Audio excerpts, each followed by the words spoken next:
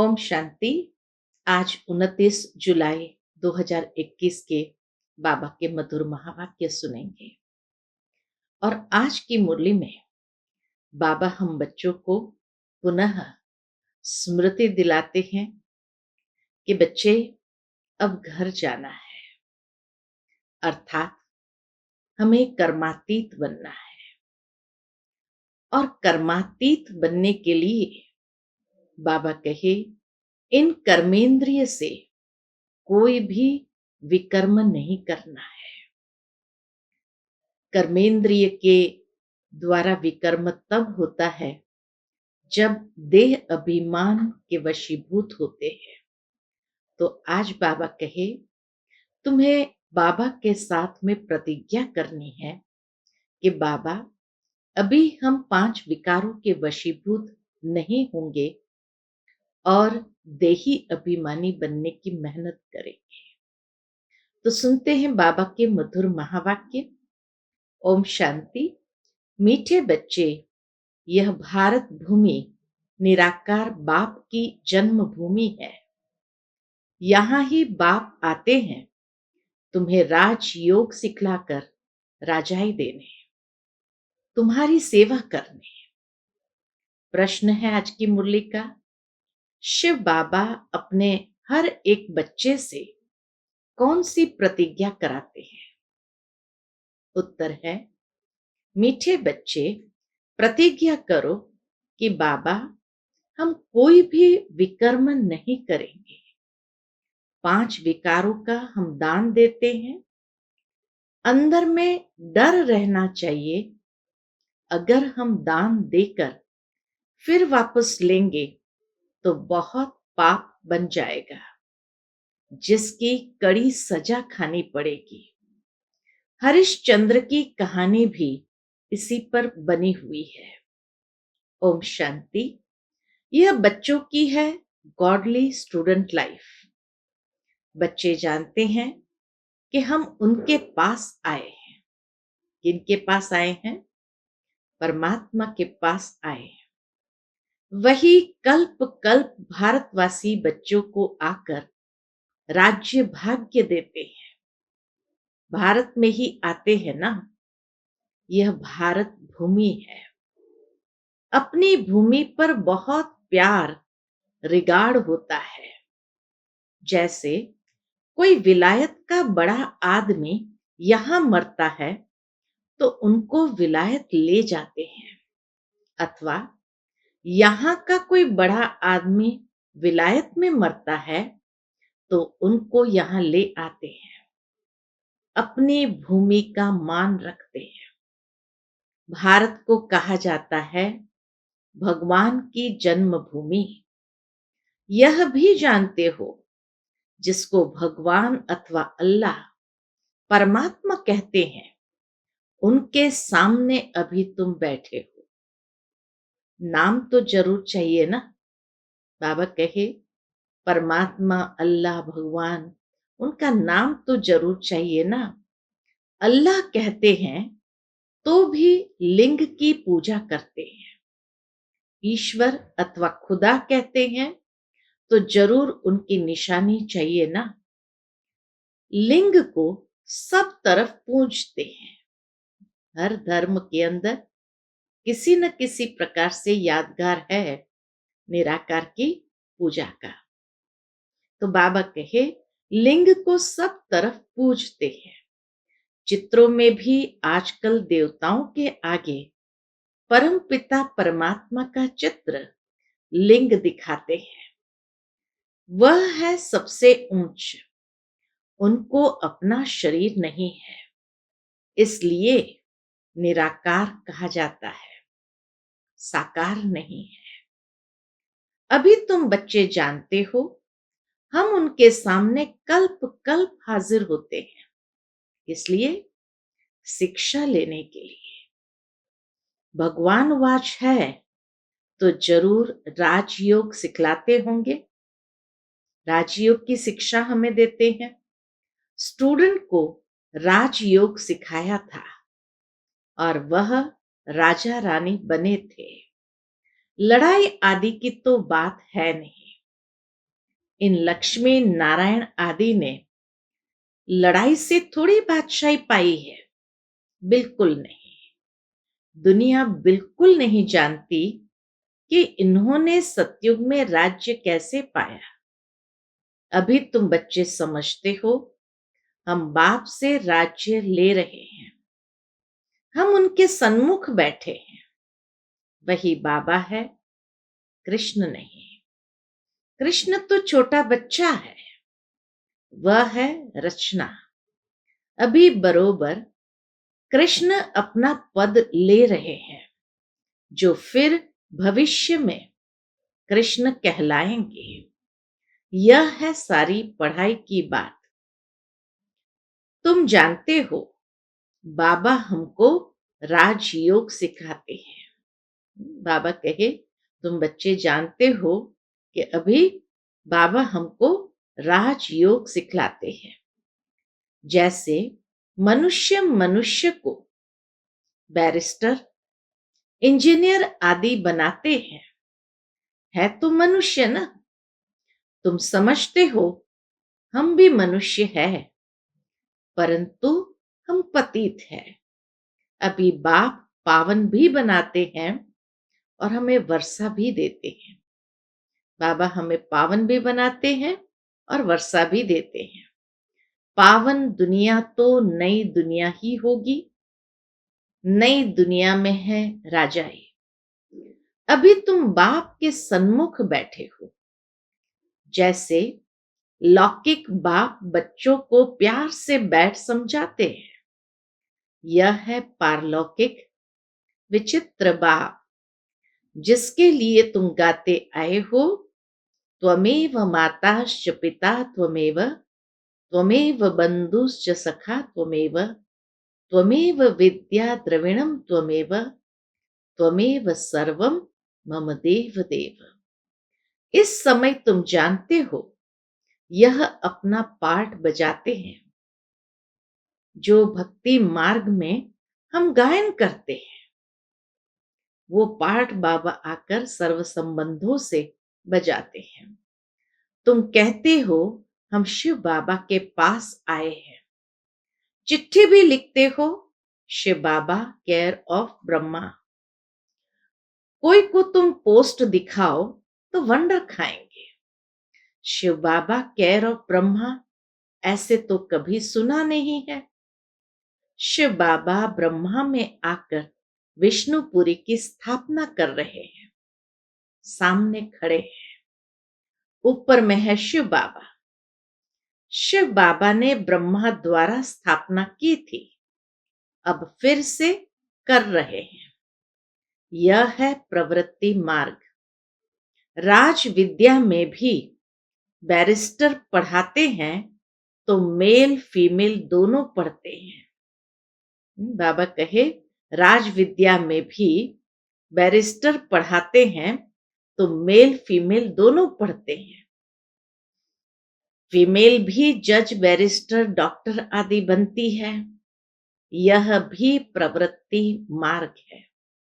बाबा ने क्यों कहा राज विद्या में भी बैरिस्टर पढ़ाते हैं तो मेल फीमेल दोनों पढ़ते हैं? भावार्थ ये है कि सतयुग के अंदर तो बैरिस्ट्री, इंजीनियरिंग, डॉक्टरी पढ़ने की आवश्यकता नहीं। परंतु जिस तरह यहाँ पहले प्रिंस के कॉलेज होते थे, भारत में प्रिंस प्रिंसेस के कॉलेज होते थे, और उस समय उनको हर प्रकार की विद्या पढ़ाई जाती थी। अर्थात राज विद्या के साथ साथ कोई ऐसा मुकदमा उनके सामने आता था, कोई ऐसी परिस्थिति उनके सामने आती थी, या कोई ऐसी बात उनके सामने आती थी जिनका उन्हें निर्णय लेना पड़ता था, तो उस समय खाली राज विद्या पढ़ा दिया इतना नहीं, लेकिन बैरिस्ट्री भी पढ़ाते थे, ताकि वो सही रूप से अपना जजमेंट दे सके या निर्णय दे सके, किसी के साथ पक्षपात या न्याय कर सके, किसी के साथ अन्याय न कर सके। तो इसीलिए बाबा कहे, राज विद्या में भी बैरिस्टर पढ़ाते हैं तो मेल फीमेल दोनों पढ़ते हैं। फीमेल भी जज, बैरिस्टर, डॉक्टर आदि बनती है। यह भी प्रवृत्ति मार्ग है। सन्यासियों का है निवृत्ति मार्ग, वह अलग है। यह भी बाबा ने समझाया है। शंकराचार्य अगर नहीं आता तो पवित्रता का अंश नहीं रहता। सन्यास धर्म जब से आया तो भारत को थमाया अपनी पवित्रता की शक्ति से। इसलिए बाबा कहे, शंकराचार्य अगर नहीं आता तो पवित्रता का अंश नहीं रहता। भारत बिल्कुल ही जल मरता, विकारों की अग्नि में जल मरता। यह नूंद है भारत को थमाने लिए।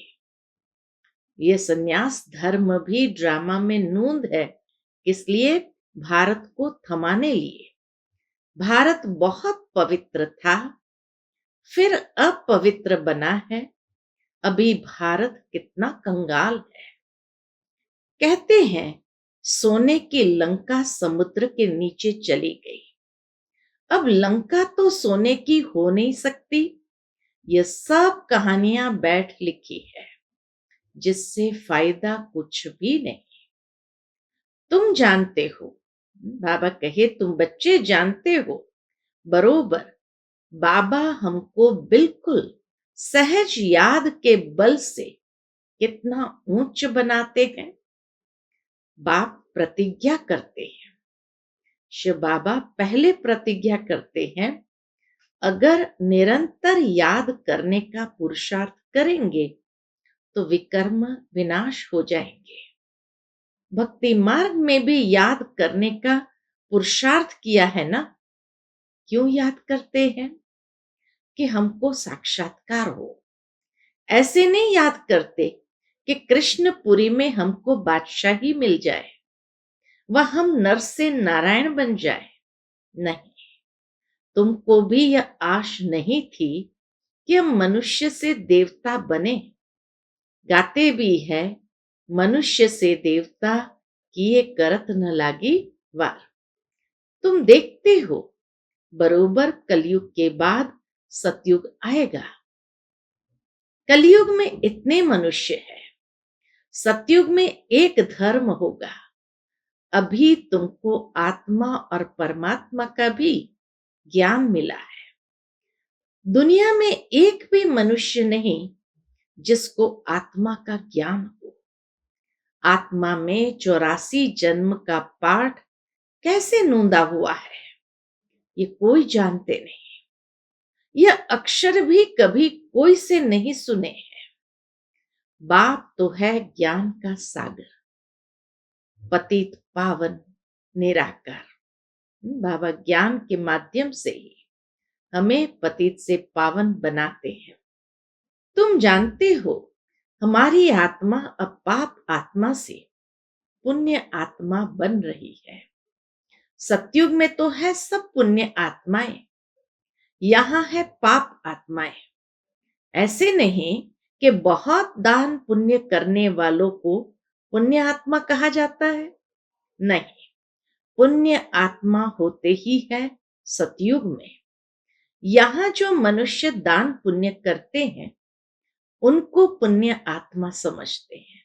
आज की दुनिया में कोई छोटा मोटा दान करते हैं उसको पुण्य आत्मा समझते हैं। वहां तुमको दान पुण्य आदि करने की दरकार नहीं रहती।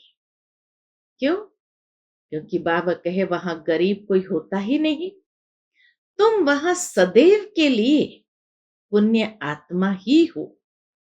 तुम तन मन धन सब बेहद के बाप अर्थ देते हो। कितना बड़ा दान पुण्य करते हैं इस अंतिम जन्म में। तो बाबा कहे तुम तन मन धन सब बेहद के बाप अर्थ देते हो, जिसको बलिहार जाना कहा जाता है। बाप कहते हैं पहले मैं बलिहार जाता हूं व तुम। पूछते हैं बाबा कौन पहले बलिहार जाते? पहले बाप बलिहार जाते हैं, वह हम बलिहार जाते हैं। बाबा कहते हैं पहले तुम बलिहार जाते हो, तब फिर 21 जन्म के लिए बलिहारी मिलेगी। यह बातें अभी तुम अच्छी रीति समझते हो, डायरेक्ट सुनते हो। घर में रहते हो तो वहां मुरली आती है, दूर से सुनते हो। अभी तो बाप के सन्मुख बैठे हो। बाबा कहे अभी तो बाप के सन्मुख बैठे हो। बाप कहते हैं बच्चों, मैं तुम्हारा बाप भी हूं। यहां अंधश्रद्धा की कोई बात नहीं। बाप भी है, टीचर भी है। बाप का बनने से वह शिक्षा देते हैं। तुम्हारी बुद्धि में अब सारा ज्ञान है। 84 का चक्र भी तुमको समझाया जाता है। जो 84 जन्म लेने वाले नहीं होंगे वह समझेंगे नहीं। तुम समझते हो बरोबर। हम 84 का चक्र लगाकर अब वापस जाते हैं। बाप कहते हैं तुम आत्मा अशरीरी आई थी, फिर अशरीरी होकर वापस जाना है। तुम पवित्र आत्माएं होकर जाती हो। पवित्र बनने के लिए तुम पुरुषार्थ कर रहे हो। योग बल अर्थात याद बल से तुम पवित्र बन जाएंगे। योग अक्षर शास्त्रों का है। योग अक्षर शास्त्रों का है। राइट अक्षर है याद। स्त्री को पति की अथवा पुरुष को पत्नी की याद रहती है ना। योग का अर्थ ही है याद। बाप भी कहते हैं माम एकम याद करो और संग बुद्धि योग तोड़, मुझ अपने बाप के साथ बुद्धि योग जोड़ो। याद करो, जितना याद करेंगे उतना तुम्हारे विकर्म विनाश होंगे। बरोबर भारत को कल्प कल्प वर्षा मिलता है। शिव जयंती भी मशहूर है। जैसे बुद्ध क्राइस्ट आदि की जयंती है, वैसे निराकार शिव की जयंती है। वह ऊंचते ऊंच हो गया। कृष्ण जयंती भी मशहूर है, परंतु वह क्या आकर करते हैं। बाबा कहे क्या आकर करते हैं यह किसको भी पता नहीं है। कृष्ण सतयुग का प्रिंस था। जरूर उनको कोई ने ऐसा कर्म सिखाया होगा जो सतयुग का प्रिंस बना है। छोटा बच्चा तो पवित्र ही है, वहां विकार की बात नहीं होती। बच्चा शुद्ध रहता है। सतयुग में बच्चा शुद्ध रहता है। भगवान तो एक ही निराकार है। God is one. बाकी सारी है रचना। रचना से कभी रचना को वर्षा नहीं मिल सकता है। वर्षा बाप से मिलेगा। भाई को भाई से वर्षा नहीं मिल सकता। तुम सब भाई भाई हो। ब्रदरहुड कहते हैं ना। बाप तो एक ही है, वर्षा बाप से मिलेगा। सर्व भाइयों का सदगति दाता एक बाप है। सभी आत्माओं का बाप से वर्षा मिल रहा है। बाबा कहे सभी आत्माओं को बाप से वर्षा मिल रहा है। बाप कहते हैं मैं आत्माओं को आकर पढ़ाता हूं, आत्माओं को सदगति देता हूं। बाप बैठ राजयोग सिखलाते हैं। इस पढ़ाई का पद तुमको यहां नहीं पाना है। यही विचित्र बात है कि इस पढ़ाई का पद अगले जन्म में सतयुग में पाना है। वह बैरिस्ट्री आदि इस जन्म में बनते हैं, फिर दूसरा जन्म लेकर फिर से पढ़ेंगे। तुम जानते हो इस पढ़ाई से हम 21 जन्म के लिए प्रारब्ध पाते हैं। वहां सतयुग में डॉक्टर आदि कोई होते नहीं, वहां बीमारी ही नहीं होती।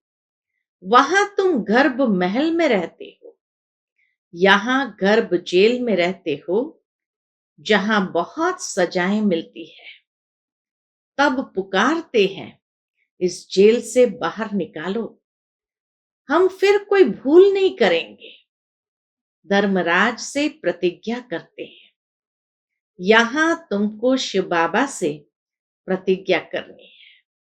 शुरू में बताया बाबा कि बाबा हमसे प्रतिज्ञा करते हैं। अब बाबा कहे धर्मराज से प्रतिज्ञा करते हैं, यहां तुमको शिव बाबा से प्रतिज्ञा करनी है, बाबा हम कभी विकर्म नहीं करेंगे। 5 विकार हम आपको दे देते हैं।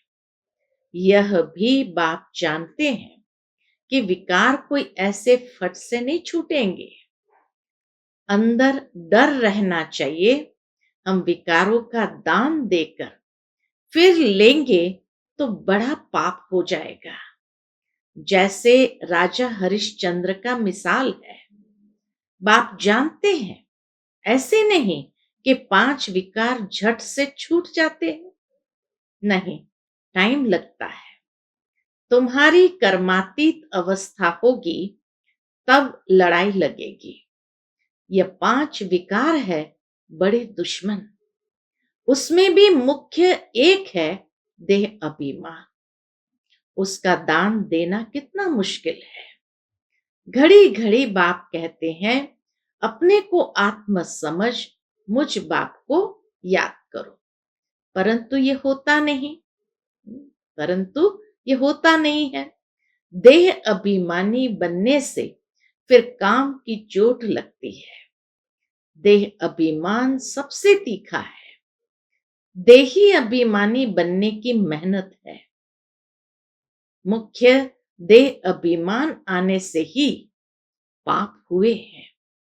5 विकार दान में देना पड़े, इसमें समय लगता है।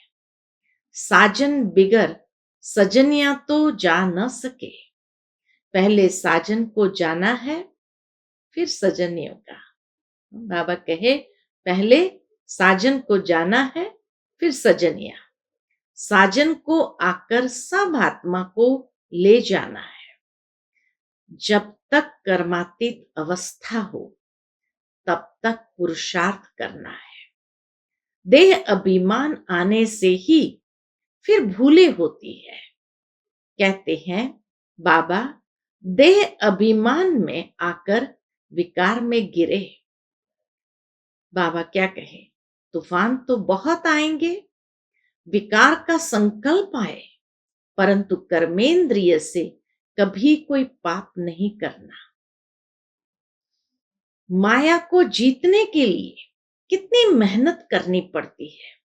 बाप कहते बाप कहते हैं, अगर शादी की हुई है तो पवित्र रहकर दिखाओ, तो सन्यासी भी देखेंगे। तुमको आमदनी देखो कितनी भारी है। पवित्र रह दिखाया तो बहुत ऊंच पद पाएंगे। तुम पर तो सब कुर्बान जाएंगे। बाबा भी महिमा करते हैं, भल पवित्र भी रहे, परंतु फिर योग भी चाहिए। योग में ही घड़ी घड़ी विघ्न पड़ते हैं। बाबा कहे योग में ही घड़ी घड़ी विघ्न पड़ते हैं। देह अभिमान आ जाता है। पवित्र रहते हैं सो तो ठीक, पवित्रता से ही पवित्र दुनिया में वर्षा पाएंगे, परंतु फिर माया भी जोर रखेगी। माया बहुत वार करती है। बाप समझाते हैं यह सब होगा। बहादुरी दिखलाते हैं, परंतु साथ साथ निरंतर याद भी रहे, तब ही विकर्म विनाश होंगे। रुस्तम जो बनते हैं उनको माया भी बहुत सताती है। याद में मुश्किल रह सकते हैं। जो रह सकते हैं उनसे अनुभव पूछना चाहिए। क्या समझते हैं, कैसे रहते हैं। याद में रहने से विकर्म विनाश होंगे। यह बात ही बिल्कुल न्यारी नहीं है। बाबा की यह बात ही बिल्कुल न्यारी नहीं है। यहां बैठे हो तो नशा चढ़ा हुआ है, यह भी समझते हैं। भगवान एक ही निराकार है, न कि कृष्ण। वास्तव में कृष्ण के लिए शास्त्र में बातें लिख दी है।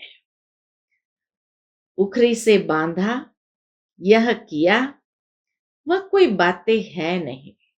सतयुग में ऐसे उखरी से बांधने की भी जरूरत नहीं होती। यह भी उनकी ग्लानि करते हैं, इंसल्ट करते हैं। कृष्ण में तो कोई भी अवगुण नहीं था। चंचलता करना यह भी एक अवगुण है ना। कृष्ण तो बिल्कुल ही मर्यादा पुरुषोत्तम है। उनकी महिमा गाते हैं। सर्वगुण संपन्न, 16 कला संपूर्ण, संपूर्ण निर्विकारी। गाया जाता है गुरु ब्रह्मा, गुरु विष्णु, गुरु महेश्वरा। बोलो, गुरु तो हमारा है नहीं। हम इनको न तो गुरु न ईश्वर मानते हैं। पतित पावन तो एक ही निराकार है ना। साकार गुरु कोई पतित पावन हो न सके। इस समय तुम परमपिता परमात्मा की सारी जीवन कहानी को जानते हो। 5000 वर्ष में शिव बाबा का क्या पाठ बचता है, यह तुम जानते हो। बाप द्वारा। नॉलेजफुल तो बाप है ना। सुख शांति आनंद का सागर, ये महिमा उनकी है। किसकी? शिव बाबा की। बाप के पास खजाना है तो जरूर बच्चों को भी देते होंगे ना। अच्छा, मीठे मीठे सिकिलते बच्चों प्रति माता पिता बाप दादा का याद प्यार और गुड मॉर्निंग। रूहानी बाप की रूहानी बच्चों को नमस्ते। हम सब रूहानी बच्चों की रूहानी माता पिता बाप दादा को याद प्यार, गुड मॉर्निंग और नमस्ते। नमस्ते। शुक्रिया बाबा, शुक्रिया। आज की मुरली से धारणा के लिए मुख्य सार। पहली पॉइंट, कर्मातीत अवस्था को प्राप्त करने के लिए इन कर्मेंद्रिय से कोई भी भूल नहीं करनी है। पवित्र रहने के साथ साथ याद में भी मजबूत होना है। दूसरी पॉइंट, सदा पुण्य आत्मा बनने के लिए तन मन धन से बाप पर बलिहार जाना है। एक बार बलिहार जाने से 21 जन्म के लिए पुण्य आत्मा बन जाएंगे। आज का बाबा का मधुर वरदान है, उपराम और एवर रेडी बन, बुद्धि द्वारा अशरीरीपन का अभ्यास करने वाले सर्व कलाओं में संपन्न भव। उपराम और एवर रेडी बन, बुद्धि द्वारा अशरीरीपन का अभ्यास करने वाले सर्व कलाओं में संपन्न भव। जैसे सर्कस में कला दिखाने वाले कलाबाज का हर कर्म कला बन जाता है। वे कलाबाज शरीर के कोई भी अंग को जैसे चाहे, जहां चाहे, जितना समय चाहे मोल्ड कर सकते हैं। यही कला है। आप बच्चे बुद्धि को जब चाहो, जितना समय, जहां स्थित करना चाहो वहां स्थित कर लो। यही सबसे बड़ी कला है। इस एक कला से 16 कला संपन्न बन जाएंगे। इसके लिए ऐसे उपराम और एवर रेडी बनो जो ऑर्डर प्रमाण 1 सेकंड में अशरीरी बन जाओ। युद्ध में समय न जाए। आज का बाबा का स्लोगन है, सरलता और सहनशीलता के गुण को धारण करने वाले ही सच्चे स्नेही और सहयोगी है। सरलता और सहनशीलता के गुण को धारण करने वाले ही सच्चे स्नेही और सहयोगी है। शांति। ओम शांति।